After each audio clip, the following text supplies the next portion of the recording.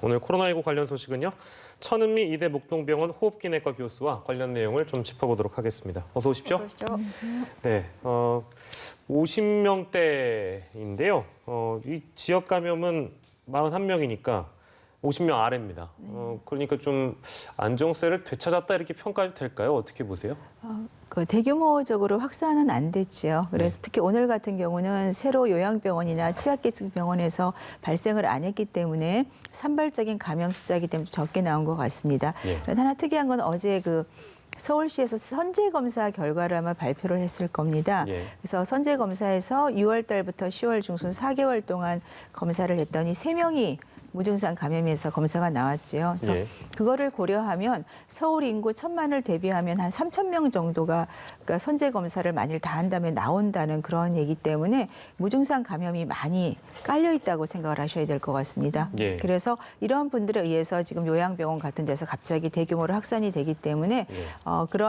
많이 지금 나오지 않았으니까 안정화되고 있다. 그렇게 말하기는 조금 어렵고 앞으로도 계속 이런 패턴에 대해서 우리가 최대한 방역을 신경을 써야 된다고 생각합니다. 반대로 생각해 본다면 무증상의 비율이 어느 정도 또 확인이 됐기 때문에 나중에 혹시나 모르겠습니다. 이게 뭐 추적이 어려운 상황도 있고 또 무증상도 있고 뭐 이렇다 보니까 지금은 좀 안정세처럼 보일 수는 있으나 외면적으로는 나중에 뭐 또 세 자릿수로도 네. 증가할 수 있는 가능성은 늘 남아 있다. 그렇죠. 취약계층이나 그런 병원 예. 쪽으로 만일 집단 감염이 생기면 또 한 번에 세 자릿수 충분히 올라갈 수 있다고 생각합니다. 예, 알겠습니다. 역시나 현재까지 안심할 수 있는 상황은 아닌데 저희 새로운 사례부터 좀 살펴보겠습니다.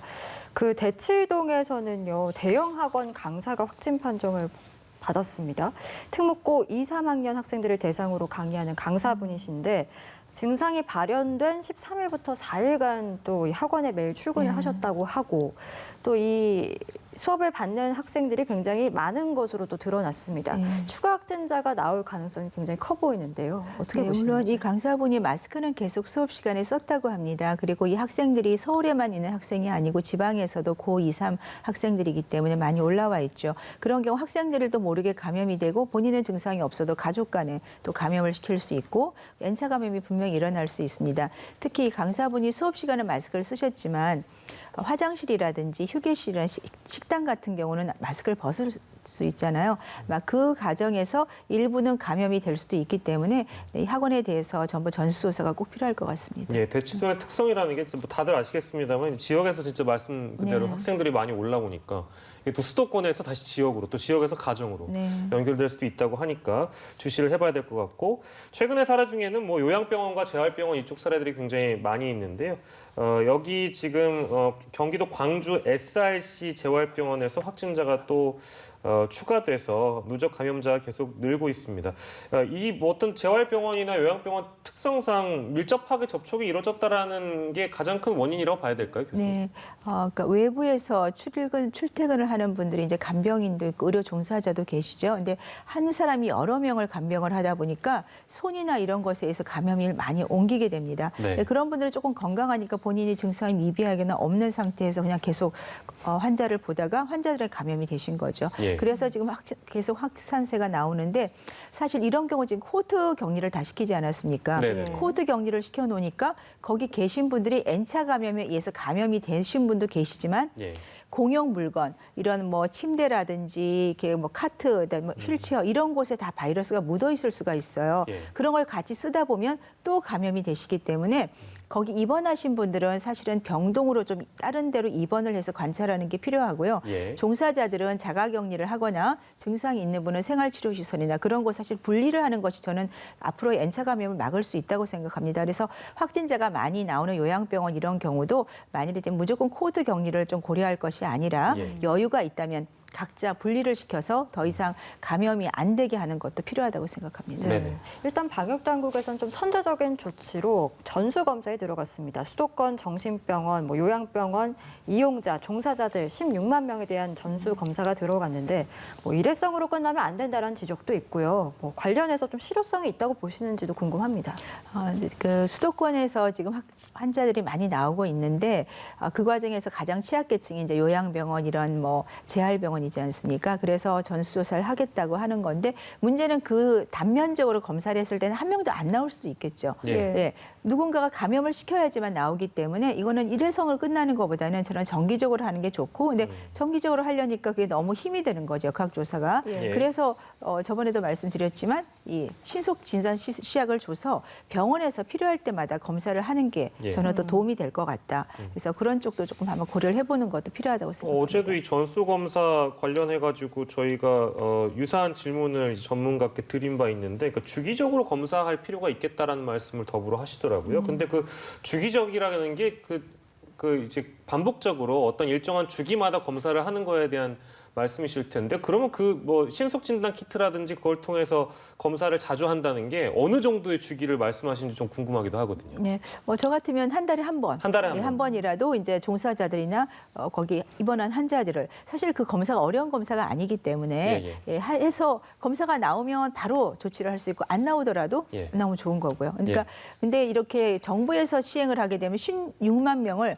동시에 하게 되면 거의 불가능하죠. 한 번으로 끝날 확률이 높다고 생각합니다. 예, 네, 알겠습니다. 알겠습니다. 저희 독감 백신 얘기를 해보겠습니다. 사실 지금 이 전북 고창에서 독감 백신을 맞은 것으로 보이는 70대 분께서 숨진 채 지금 발견이 되셔서 보건당국이 인과관계를 확인하고 있는 상황입니다. 어제 오전에 동네 의원에서 백신을 맞으신 것으로 확인이 됐거든요. 뭐 그 인과관계는 앞으로 조사 결과가 나와 봐야 되겠습니다만 짚어봐야 될 것 같습니다. 어떻게 보고 계신지요?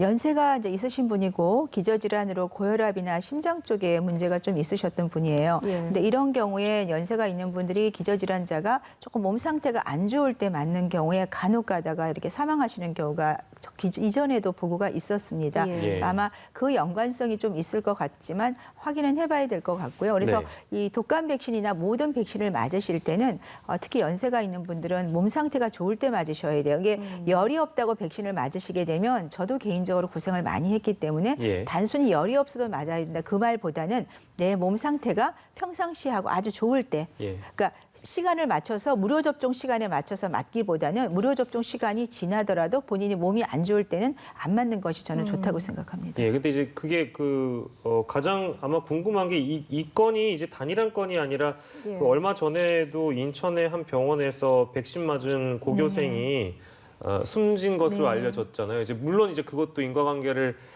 확인을 해봐야 되겠습니다만.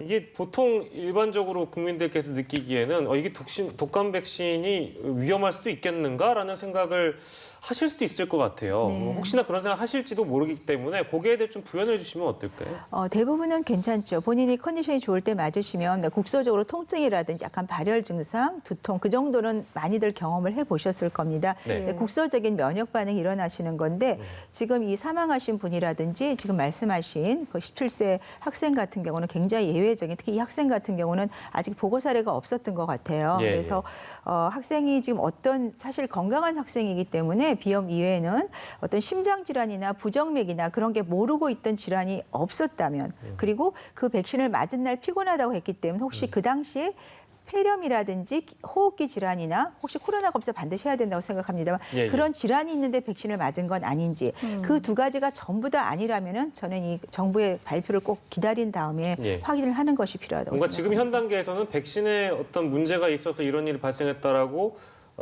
논하기에는 아직 단계도 이르고 그럴 가능성도 혹시 전문가로서 좀 낮다고 보십니까? 높지는 않다고 생각합니다. 그렇지만 학생이 그런 어떤 심각한 질환이 있기는 사실 쉽지는 않거든요. 그렇습니다. 그러니까 그것에 대해서도 확인이 꼭 필요하다고 생각합니다. 그 조사 결과도 저희가 좀 더 지켜보도록 하겠습니다. 오늘 코로나19 소식은요. 천은미 이대 목동병원 호흡기내과 교수와 함께했습니다. 고맙습니다. 고맙습니다.